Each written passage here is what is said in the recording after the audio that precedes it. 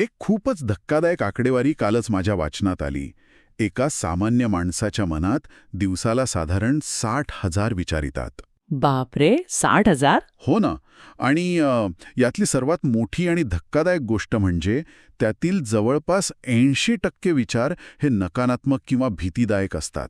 म्हणजे एक प्रकारे आपल्या स्वतःचा मेंदूच आपल्या विरुद्ध काम करत असतो तर. अगदी बरोबर.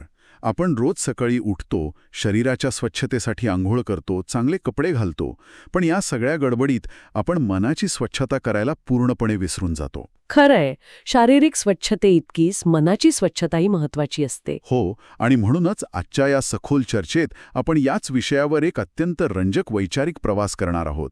आपल्या या प्रवासाचा मुख्य आधार आहे आय लव्ह बुक्स या लोकप्रिय यूट्यूब चॅनलवरील detox your mind a guide to positive thinking या पुस्तकाची ऑडिओ बुक समरी. हे खूपच गरजेचं आहे, कारण आजच्या या ताणतणावाच्या जगात नकारात्मक विचारांचं जाळं कसं तोडायचं हे अनेकांना समजतच नाही. बरोबर. खऱ्या अर्थाने माइंड डिटॉक्स कसं करायचं हे आपण आज अगदी मुळापासून समजून घेणार आहोत. कारण माझा असा विश्वास आहे की आपला सर्वात मोठा शत्रू बाहेर नसून तो आपल्याच मनात दडलेला असतो. हे 100% खरंय. आपण नेहमी बाहेरच्या परिस्थितीशी, लोकांशी किंवा समस्यांशी लढण्याचा प्रयत्न करत असतो. हो, सतत कोणाशी तरी संघर्ष सुरूच असतो आपला. पण खऱ्या अर्थाने पाहिलं तर आपली सर्वात मोठी आणि सतत चालणारी लढाई ही आपल्या स्वतःच्या 2 कानांच्या मध्ये म्हणजेच आपल्या मेंदूत सुरू असते. 2 कानांच्या मध्ये हा विचार करायला लावणारा मुद्दा आहे. हो ना. ह्या ऑडिओबुक समरीमध्ये हाच मुद्दा अतिशय शास्त्रीय आणि व्यावहारिक पद्धतीने मांडला आहे की जोपर्यंत आपण आपल्या मनातील हा व्हायरस ओळखत नाही तोपर्यंत आपण आयुष्यात पुढे जाऊ शकत नाही. हा व्हायरस शब्द मला खूप महत्वाचा वाटतोय, कारण या समरीत काही विषारी सवयींचा उल्लेख आहे ज्या आपल्या मनाला आतून पोखरतात. नक्कीच. त्या सवयी आपल्या रोजच्या जगण्याचा भाग बनल्या आहेत. जसं की एका छोट्याशा चुकीमुळे स्वतःला पूर्णपणे अपयशी समजणं, सतत एका अनामिक भीतीत जगणं, आणि मला वाटतं बाहेरून हसमुख दिसणारे लोकही आतून खूप चिंतेत असतात. अगदी बरोबर. आणि यात आणखीन 4 खूप विषारी सवयींचा उल्लेख आहे. कोणत्या आहेत त्या सवयी? पहिली म्हणजे सोशल मीडियावरील इतरांच्या यशाशी स्वतःची सतत तुलना करणं. दुसरी गोष्ट म्हणजे भूतकाळात अडकून राहणं, कारण भूतकाळ बदलता येत नाही पण तरीही आपण त्याचाच विचार करत बसतो. हो, आणि मग वर्तमान खराब करून घेतो. बरोबर. तिसरी सर्वात मोठी भीती म्हणजे लोक काय म्हणतील ही चिंता. आणि चौथी सवय म्हणजे आजच्या या मोबाईल आणि नोटिफिकेशन्सच्या जगात सतत हरवून जाणं. बापरे, पण मला इथे खरोखरच एक शंका आहे. कोणती शंका? आपला मेंदू सतत नकारात्मक गोष्टींवरच का लक्ष केंद्रित करतो? म्हणजे समजा आपण दिवसभरात 10 चांगली कामं केली आणि एक चूक झाली, तर रात्री झोपताना आपल्याला ती एक चूकच का आठवत राहते? यामागे एक अतिशय भक्कम जैविक आणि उत्क्रांतीचं कारण आहे. विज्ञानाच्या भाषेत याला निगेटिव्हिटी बायस असं म्हणतात. निगेटिव्हिटी बायस हे जरा सोप्या भाषेत सांगाल का? नक्कीच. म्हणजे बघा, हजारो वर्षांपूर्वी जेव्हा आदिमानव जंगलात राहायचा तेव्हा त्याचा मेंदू सुंदर सूर्यास्त पाहण्यापेक्षा झुडपात लपलेल्या वाघाकडे लक्ष देण्यासाठी डिझाईन केलेला होता. अच्छा, म्हणजे जगण्यासाठी ते गरजेचं होतं. अगदी बरोबर. सुंदर सूर्यास्त नाही पाहिला तर काही बिघडणार नव्हतं, पण वाघाकडे दुर्लक्ष केलं तर थेट जीवत जाणार होता. त्यामुळे धोके ओळखणं आणि नकारात्मक गोष्टींवर लक्ष केंद्रित करणं ही मेंदूची जगण्याची एक नैसर्गिक यंत्रणा आहे. अरे वा, हा दृष्टिकोन खरोखरच खूप नवीन आहे. म्हणजे आपली जैविक रचनाच तशी आहे तर. हो, पण गंमत काय माहितीये? आजच्या जगात जंगलातील वाघ राहिला नाहीये. त्याची जागा आता बॉसच्या रागीट ईमेलने, EMIच्या चिंतेने आणि सोशल मीडियावरील तुलनेने घेतलीय. पण मेंदूला हा फरक समजत नाही का? नाही, मेंदूला हा फरक समजत नाही. तो आजही त्याच सर्व्हायव्हल मोडमध्ये काम करत असतो. माझ्या भाषेत समजून घ्यायचं ठरवलं तर मला हे एका स्मार्टफोनसारखं वाटतं. स्मार्टफोनसारखं? कसं काय? जसं एखाद्या फोनमध्ये आपण अनेक ॲप्स उघडून ठेवतो आणि ते बॅकग्राऊंडला सुरू राहतात. आपण ते ॲप्स वापरत नसलो तरीही ते फोनची रॅम आणि बॅटरी खात असतात. हो, आणि मग फोन गरम होतो किंवा हँग व्हायला लागतो. अगदी तसंच आपल्या मनातील या विषारी सवयी, विशेषतः ही सततची इतरांशी तुलना आणि भूतकाळातील घटनांचे विचार, हे त्या बॅकग्राऊंड ॲप्ससारखेच काम करतात. ही खूपच अचूक तुलना केलीत. ते आपल्या मनाची सर्व ऊर्जा शोषून घेतात. हो, आणि त्यामुळे खऱ्या महत्त्वाच्या कामासाठी आपण एक प्रकारे हँग व्हायला लागतो. पण तरीही एक गोष्ट मला पटत नाही. कोणती गोष्ट? आपण समाजात राहतो, त्यामुळे लोक काय म्हणतील याचा विचार तर स्वाभाविकच येणार ना. तुलना करणं हा माणसाचा स्वभावच आहे. मग या चक्रातून बाहेर कसं पडायचं? ही भीती नैसर्गिक नक्कीच आहे, पण ती आजच्या काळात फायदेशीर नाही. या ऑडिओ बुक समरीत एक खूप महत्त्वाचा मुद्दा मांडला आहे. कोणता मुद्दा? तो असा की लोकांचं कामच बोलणं आहे. आपण काहीही केलं किंवा नाही केलं तरी ते बोलणारच आहेत. यामागेही तेच आदिमानवाचं मानसशास्त्र आहे. म्हणजे पुन्हा तो सर्व्हायव्हल मोड? हो. जुन्या काळात जेव्हा लोक टोळ्यांमध्ये राहायचे तेव्हा टोळीतून बाहेर काढलं जाणं म्हणजे मृत्यू अटळ असायचा. त्यामुळे इतर लोक आपल्याबद्दल काय विचार करतात हे तेव्हाच जगण्यासाठी महत्वाचं होतं. अच्छा, म्हणजे लोकांशी जुळवून घेणं तेव्हा गरजेचं होतं. बरोबर. पण आज परिस्थिती तशी नाहीये. आज कोणी आपल्याबद्दल वाईट विचार केला तरी आपला जीव जात नाही. हे मात्र अगदी 100% खरंय. जेव्हा आपण हे समजून घेतो की लोक काय म्हणतील या विचारावर आपला 40% मानसिक वेळ आणि ऊर्जा खर्च होत आहे, तेव्हा आपण ठरवू शकतो की हे बॅकग्राऊंड ॲप आता फोर्स स्टॉप करण्याची वेळ आलीये. क्या बात है. हे फोर्स स्टॉप करणं खूप गरजेचं आहे. आणि भूतकाळाच्या बाबतीत काय? भूतकाळाच्या बाबतीतही तेच आहे. समरीत खूप छान सांगितलंय की भूतकाळ ही एक अशी फाईल आहे जी फक्त रीड ओनली आहे. म्हणजे आपण ती वाचू शकतो पण बदलू शकत नाही. अगदी बरोबर. आपण ती एडिट करू शकत नाही. पण वर्तमान आणि भविष्य हे पूर्णपणे आपल्या हातात आहे. रीड ओनली फाईल ही उपमा खूपच छान आहे. बरं, आता आपण हा मनात शिरलेल्या नकारात्मकतेचा व्हायरस आणि त्याची कारणं ओळखली. हो. आता त्यावरचा उपाय शोधणं महत्वाचं आहे. अगदी. आता यावरील अँटीव्हायरस काय आहे? या चर्चेच्या पुढच्या टप्प्यात पॉझिटिव्ह थिंकिंग आणि इमोशनल डिटॉक्स याबद्दल आपल्याला खूप काही ऐकायला मिळतं. पण मला एक प्रामाणिक प्रश्न विचारायचा आहे. विचारा ना. आजकाल हा पॉझिटिव्ह थिंकिंग शब्द इतका वापरला जातो की तो खूप वरवरचा वाटायला लागलाय. म्हणजे सगळं काही उद्ध्वस्त झालेलं असताना सगळं ठीक आहे असं खोटं हसून स्वतःला सांगणं म्हणजे सकारात्मक विचार का? अजिबात नाही. आणि इथेच अनेक लोक मोठी चूक करतात. खोटा आनंद दाखवणं किंवा दुःखाकडे दुर्लक्ष करणं म्हणजे सकारात्मक विचार नव्हे. मग त्याला काय म्हणतात? याला मानसशास्त्रात टॉक्सिक पॉझिटिव्हिटी असं म्हणतात. अच्छा, म्हणजे पॉझिटिव्हिटी सुद्धा टॉक्सिक असू शकते तर? नक्कीच. या ऑडिओबुक समरीमध्ये सकारात्मक विचाराची अत्यंत सखोल व्याख्या केली आहे. सकारात्मक विचार म्हणजे कठीण परिस्थितीत तुटून न पडता स्वतःच्या क्षमतेवर विश्वास ठेवणं. म्हणजे सत्य परिस्थिती स्वीकारणं. हो. हे मान्य करणं की परिस्थिती वाईट आहे पण त्याच वेळी मी यातून नक्की मार्ग काढू शकतो हा ठाम विश्वास बाळगणं. हे करण्यासाठी आपल्या मेंदूला सतत प्रशिक्षण द्यावं लागतं. पण हे प्रशिक्षण द्यायचं कसं? मेंदूला कसं शिकवायचं? यासाठी कृतज्ञता किंवा ज्याला आपण ग्रॅटिट्यूड म्हणतो नावाचं एक अतिशय प्रभावी हत्यार आहे. कृतज्ञता म्हणजे फक्त थँक्यू म्हणणं का? नाही. अनेकदा आपण कृतज्ञता म्हणजे फक्त थँक्यू म्हणणं इतकंच समजतो. पण जेव्हा आपण रोज जाणीवपूर्वक अशा गोष्टींचा विचार करतो ज्या आपल्याकडे आहेत, जसं की चांगलं आरोग्य, निवारा, अन्न, ज्या गोष्टी आपण गृहीत धरतो. अगदी तेच. जेव्हा आपण या गोष्टींची जाणीव ठेवतो तेव्हा आपल्या मेंदूत डोपामाइन आणि सेरोटोनिन सारखी रसायने स्रवतात. अच्छा, हे हॅपी हार्मोन्स आहेत ना? हो. ही रसायने आपला ताण खूप कमी करतात आणि आनंदाची पातळी वाढवतात. आपण जे नाही त्यावर रडत बसण्याऐवजी जे आहे त्याकडे लक्ष केंद्रित करतो. यामुळे मेंदूमध्ये काही बदल होतो का? नक्कीच होतो. जेव्हा आपण असं विचार करतो तेव्हा खऱ्या अर्थाने आपल्या मेंदूचे न्यूरल पाथवेज म्हणजे मेंदूतील जोडण्या बदलतात. अडचणींना यशाची संधी बनवणं सोपं जातं. अरे वा, म्हणजे हे केवळ तत्वज्ञान नसून यात पूर्णपणे विज्ञान दडलेलं आहे. हो. हे पूर्णपणे शास्त्रीय आहे. आणि रोज सकाळी मी हे करू शकतो असे पॉझिटिव्ह अफर्मेशन स्वतःला सांगणंही यात खूप मदत करतं. याचसोबत एक दुसरा मोठा मुद्दा येतो तो म्हणजे इमोशनल डिटॉक्स. अनेक लोक स्वतःच्या भावना, राग, दुःख मनातच दाबून ठेवतात. हो. विशेषतः आपल्याकडे रडणं ही एक प्रकारे कमजोरी मानली जाते. अगदी. आणि सगळ्यात कठीण गोष्ट म्हणजे ज्यांनी आपल्याला त्रास दिलाय त्यांना माफ करणं.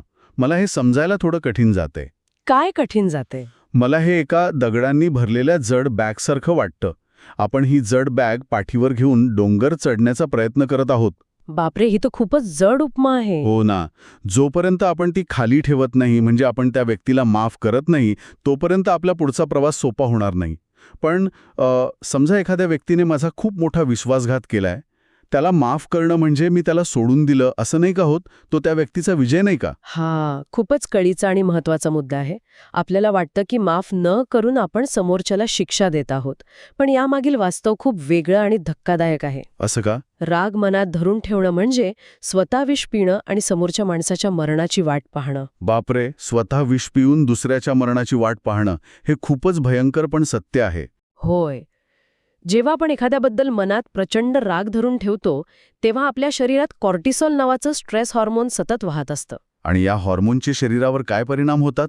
आपला रक्तदाब वाढलेला असतो, आपली झोप उडते आणि आपली रोगप्रतिकारक शक्ती कमी होते. आणि समोरच्या माणसाचं काय?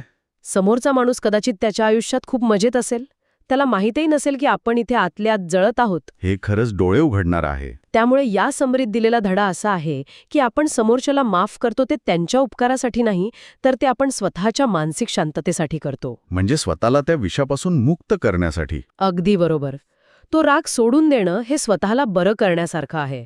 आणि या प्रक्रियेत सर्वात महत्वाची आणखीन एक गोष्ट आहे. कोणती गोष्ट? इलिंगला म्हणजे जखम भरून येण्याला वेळ लागतो, हे आपण स्वतःला समजावून सांगितलं पाहिजे. स्वतः विष पिऊन दुसऱ्याच्या मरणाची वाट पाहणे ही उपमा खरोखरच माझ्या डोक्यात पक्की बसली आहे. माफ न केल्याने आपण आपलेच नुकसान करत असतो हे आता अगदी स्पष्ट झाले. हो, आणि म्हणूनच हा डिटॉक्स खूप गरजेचा आहे. भूतकाळाच्या या ओझ्यातून आपण बाहेर आलो, पण आता अशा एका मोठ्या समस्येकडे वळूया जी आपला वर्तमान आणि भविष्य दोन्ही खराब करते. तुम्ही अँक्झायटी किंवा चिंतेबद्दल बोलत आहात का? हो, बरोबर. आजकाल कामाचा ताण, भविष्यात काय होईल याची भीती, यामुळे झोप न लागणे, चिडचिड होणे अगदी सामान्य झाले आहे. या समरीत अँक्झायटीची खूप अचूक व्याख्या दिली आहे. ती व्याख्या कोणती? ज्या गोष्टी अजून घडल्याच नाहीत त्यांची भीती बाळगणे. अगदी बरोबर. आपण नेहमीच काय होईल जर या दुष्टचक्रात अडकतो. जसं की माझी नोकरी गेली तर, माझं काम पूर्ण नाही झालं तर. मला तर ही अँक्झायटी इंदा अशा कर्जाचे व्याज भरण्यासारखी वाटते, जे कर्ज आपण अजून काढलेलेच नाही. अरे वा, किती भारी उपमा आहे ही. हो ना? भविष्यात कदाचित एखादी वाईट गोष्ट घडेल या विचाराने आपण आपल्या आजच्या वर्तमानातील आनंदाचा हप्ता बँकेत भरत असतो. खरंय, आपण उगाचच वर्तमान खराब करून घेतो. पण प्रश्न असा आहे की हे सगळं ऐकायला खूप सोपं वाटतं. वास्तवात जेव्हा भीती वाटते तेव्हा चिंतेचे हे चक्र नुसते विचार करून कसे थांबवायचे? नुसते विचार करून विचार थांबवता येत नाहीत. तिथेच आपण सर्वात जास्त अडकतो. यासाठी शरीराची मदत घ्यावी लागते. शरीराची मदत? ती कशी? या ऑडिओबुक समरीत डीप ब्रीथिंग म्हणजे दीर्घ श्वास घेणं आणि मेडिटेशनचा उल्लेख आहे. आता हे काम कसं करतं ते आपण थोडं शास्त्रीय दृष्टिकोनातून समजून घेऊया. हो, नक्की सांगा. जेव्हा आपण चिंतेत असतो तेव्हा आपला श्वास खूप उथळ आणि वेगवान होतो. हा मेंदूसाठी एक सिग्नल असतो की आपण धोक्यात आहोत. म्हणजे मगाशी आपण जे वाघाचं उदाहरण पाहिलं तसंच काहीसं. अगदी तसंच. यामुळे शरीरात फाईट ऑर फ्लाईट रिस्पॉन्स सुरू होतो. पण जेव्हा आपण जाणीवपूर्वक आपला श्वास संथ करतो, दीर्घ श्वास घेतो, तेव्हा आपण आपल्या वेगस नर्व्हला उत्तेजित करतो. वेगस नर्व्ह ही काय असते? ही आपल्या मेंदू आणि शरीराला जोडणारी सर्वात मुख्य नस असते. अच्छा, म्हणजे आपण शरीराच्या माध्यमातून मेंदूला शांत करत आहोत. होय, संथ श्वासामुळे मेंदूला सिग्नल जातो की सगळं सुरक्षित आहे, कोणताही धोका नाही. यामुळे आपलं शरीर रेस्ट अँड डायजेस्ट अवस्थेत येतं. म्हणजे मेंदू शांत होतो. हो, म्हणूनच या समरीत एक अतिशय सुंदर वाक्य आहे. शांत श्वास म्हणजे शांत मन. क्या बात आहे. शांत श्वास म्हणजे शांत मन. जेव्हा आपण वर्तमानातील श्वासावर लक्ष केंद्रित करतो तेव्हा भविष्याची चिंता आपोआप दूर होते. यासोबतच आणखीन एक मोठा ताण म्हणजे परफेक्ट असण्याचा अट्टाहास. हो, ज्याला आपण परफेक्शनिझम म्हणतो. बरोबर, प्रत्येक गोष्टीत 100% बरोबर असण्याचा अट्टाहास आपल्याला आतून संपवतो. प्रत्येक गोष्ट आपल्या नियंत्रणात नसते हे स्वीकारणं हा ताणतणाव कमी करण्याचा सर्वात मोठा उपाय आहे. म्हणजे सतत स्वतःला रबरी बँडसारखं ताणण्याची गरज नाही, कधीतरी थोडं सैल सोडणंही गरजेचं आहे. नक्कीच. आत्तापर्यंतच्या चर्चेत आपण मनाची जमीन साफ केली, नकारात्मकता काढली, रागाचं विष ओकून टाकलं आणि श्वासाच्या मदतीने चिंता शांत केली. हो, जमीन आता पेरणीसाठी तयार आहे. अगदी. पण ह्या मोकळ्या जमिनीत आपल्याला काहीतरी चांगलं पेरावं लागेल ना? हो, इथूनच सुरुवात होते यशस्वी मानसिकता आणि निरोगी सवयींच्या पुनर्बांधणीची. या समरीत एक अत्यंत रंजक गोष्ट सांगितली आहे. आजकाल सोशल मीडियावर जिथे-किथे फक्त मोटिवेशनच्या मागे धावण्याची स्पर्धा दिसते. हो, लोक सकाळी उठून मोटिवेशनल व्हिडिओ बघतात आणि एकदम जोशात येतात. पण या पुस्तकात स्पष्टपणे म्हटले आहे की मोटिवेशनपेक्षा शिस्त म्हणजे डिसिप्लिन जास्त महत्वाची आहे. मला सांगा, असं का? मला तर मोटिवेशन जास्त प्रभावी वाटते. आणि मानवी मानसशास्त्र सांगतं की भावना या कायम अस्थिर असतात. म्हणजे त्या बदलत राहतात. हो, आज हवामान चांगलं आहे, तुम्ही चांगली झोप घेतलीये, तर तुम्हाला खूप मोटिवेशन वाटेल. पण उद्या जर पाऊस पडत असेल किंवा डोकं दुखत असेल, तर ते मोटिवेशन कुठल्या कुठे पळून जाईल? हे तर माझ्यासोबत खूपदा होतं. सर्वांसोबत होतं.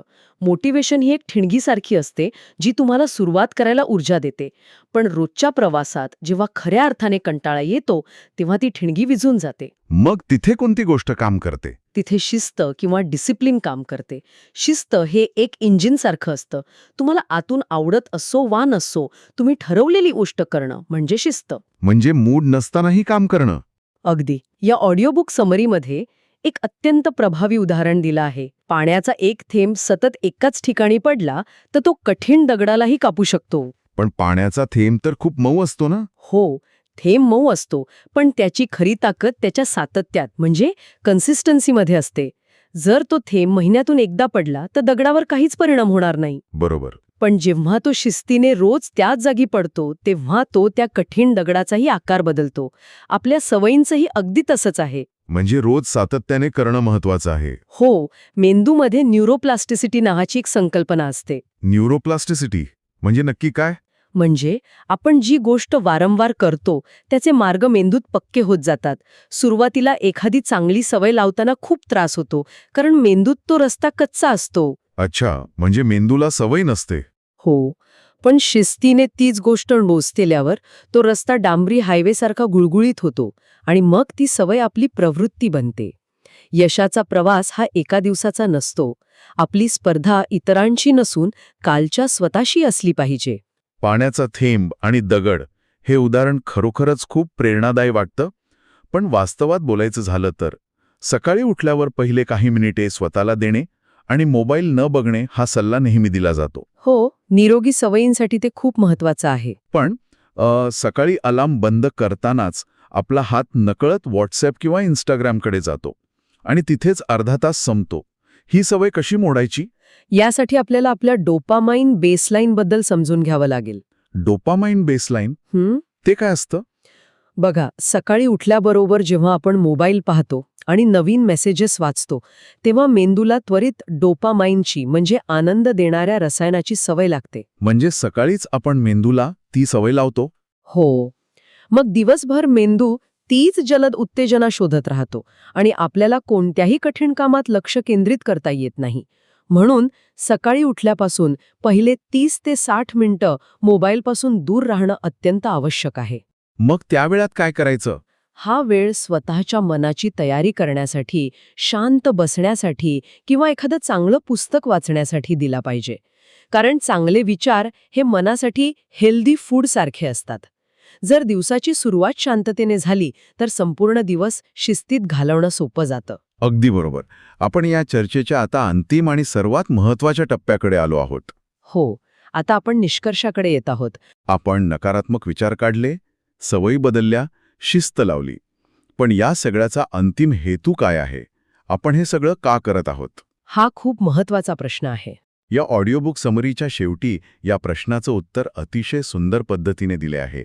या संपूर्ण प्रवासाचं अंतिम ध्येय केवळ यश मिळवणे, भरपूर पैसा कमवणे किंवा लोकांकडून कौतुक मिळवणे हे नसून खऱ्या अर्थाने शांततापूर्ण जीवन जगणे हे आहे. होय, कारण आनंद हा बाहेरच्या वस्तूंमध्ये नसून तो आपल्या दृष्टिकोनात असतो. आणि इथे शांततापूर्ण जीवन याचा अर्थ असा नाही की तुमच्या आयुष्यात कधीच समस्या येणार नाहीत. समस्या तर मरेपर्यंत येतच राहतील. अगदी बरोबर. शांततापूर्ण जीवन म्हणजे समस्या नसलेले आयुष्य नाही, तर समस्यांच्या मध्यभागी असूनही आतून शांत राहण्याची क्षमता. मला हे शांततेचं उदाहरण एखाद्या चक्रीवादळाच्या केंद्रबिंदूशी म्हणजे आय ऑफ द हरिकेनशी जोडावंच वाटतं. अच्छा, कसं काय? आपण बघतो की चक्रीवादळ बाहेरून किती भयानक असतं, सगळीकडे उलथापालथ सुरू असते. पण त्या वादळाच्या अगदी मध्यभागी एका विशिष्ट भागात पूर्ण शांतता असते. तिथे वारही नसतं. अरे वा, ही तुलना खूपच प्रभावी आहे. म्हणजे बाहेर कितीही मोठं वादळ असलं, समस्या असल्या, तरी आत मनात एक परिपूर्ण शांतता असू शकते. हो, बाह्य परिस्थिती आपण कंट्रोल करू शकत नाही, पण आपले विचार, आपली प्रतिक्रिया आणि आपली मानसिकता हे आपल्या हातात आहे. सगळ्या गोष्टी नियंत्रित करण्याचा प्रयत्न सोडून देणं, निसर्गात वेळ घालवणं आणि हे जीवन खूप छोटं आहे याची जाणीव ठेवून प्रत्येक दिवस चिंतेत न घालवता आनंदाने जगणे हाच खरा माइंड डिटॉक्स आहे. हे चक्रीवादळाच्या केंद्रबिंदूचे उदाहरण खरोखरच अत्यंत समर्पक आहे. जर आपण या संपूर्ण सखोल चर्चेचा सारांश काढला तर आपल्याला दिसेल की हे सगळे शेवटी आपल्या एका निवडीवर येऊन थांबते. हो, आपल्या चॉईसवर. आपले मन हे आपले सर्वात मोठे सामर्थ्य आहे, पण ते एका बागेसारखे आहे. जर आपण तिथे जाणीवपूर्वक फुलांची झाडे लावली नाहीत तर तिथे आपोआप तण उगवणारच. बरोबर. नकारात्मकता, तुलना आणि चिंता हे ते तण आहे. अगदी. आपण नकारात्मकता ओळखणे, स्वतःवर विश्वास ठेवणे, माफ करायला शिकणे आणि तणावावर श्वासाच्या मदतीने नियंत्रण मिळवणे या सर्व गोष्टी यात समजून घेतल्या. हो. पण केवळ हे समजून घेणे पुरेसे नाही. रोज घेतलेले छोटे छोटे योग्य निर्णय, जसे की सकाळी मोबाईल न बघणे, एका जागी शांत बसणे, कृतज्ञता व्यक्त करणे, हे छोटे निर्णय सुरुवातीला काहीच बदल घडवत नाहीत असे वाटते, पण दीर्घकाळात तेच आपले संपूर्ण आयुष्य बदलून टाकतात. होय, कारण फक्त माहिती असणे आणि प्रत्यक्ष कृती करणे यात खूप मोठा फरक आहे. या चर्चेतून मिळालेले हे ज्ञान आपण आपल्या दैनंदिन आयुष्यात लागू केले पाहिजे. नक्कीच. जेव्हा आपण आपल्या छोट्या छोट्या सवयी बदलतो तेव्हा आपले विचार बदलतात. विचार बदलले की आपला दृष्टिकोन बदलतो आणि दृष्टिकोन बदलला की आपले संपूर्ण जग बदलते. खूपच छान सांगितलं हे. आजच्या या वैचारिक प्रवासातून आपण नक्कीच हे शिकलो आहोत की माइंड डिटॉक्स ही काही एकदाच करण्याची गोष्ट नाही, तर ती एक निरंतर चालणारी प्रक्रिया आहे जी आपल्या सर्वांच्याच आयुष्यात एक खूप मोठा आणि सखोल बदल घडवू शकते. हो, ही आयुष्यभर चालणारी प्रक्रिया आहे. आणि आता या प्रवासाच्या शेवटी ऐकणाऱ्या प्रत्येकासाठी एक अतिशय विचार करायला लावणारा प्रश्न मला इथे सोडायचा आहे. कोणता प्रश्न? आपण या चर्चेत ऐकले की आपले मन हे खरोखरच एका बागेसारखे आहे आणि आपले आजचे विचार हे त्या बागेत पेरलेल्या बिया आहेत. तर मग थोडा विचार करा. जर आजपासून आपण आपल्या मनातील एकही नकारात्मक विचाररूपी तण जाणीवपूर्वक उपटून काढले नाहीत, तर येत्या 5 वर्षात आपल्या आयुष्याची ही बाग नेमकी कशी दिसेल? बापरे, हा विचार खूपच गंभीर आहे. हो ना. ती बाग फुलांनी बहरलेली असेल की पूर्णपणे काट्याकुटांनी वेढलेली असेल, हा निर्णय आज आपल्याच हातात आहे. याचा नक्की विचार करा. पुन्हा भेटूया अशाच एका नव्या, रंजक आणि विचार करायला लावणाऱ्या विषयासोबत. तोपर्यंत स्वतःच्या मनाची काळजी